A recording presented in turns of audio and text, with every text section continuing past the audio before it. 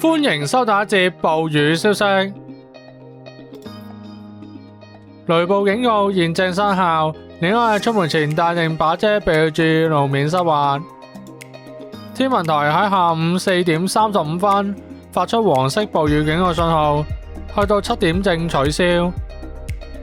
與低壓槽相關嘅強雷雨區正要向廣東沿岸及南海北部。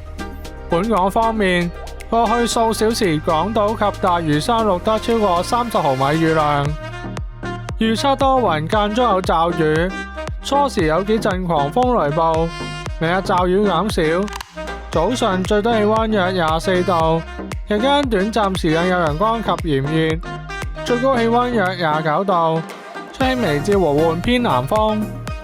展望星期日，部分時間有陽光及炎熱，但局部地區有驟雨。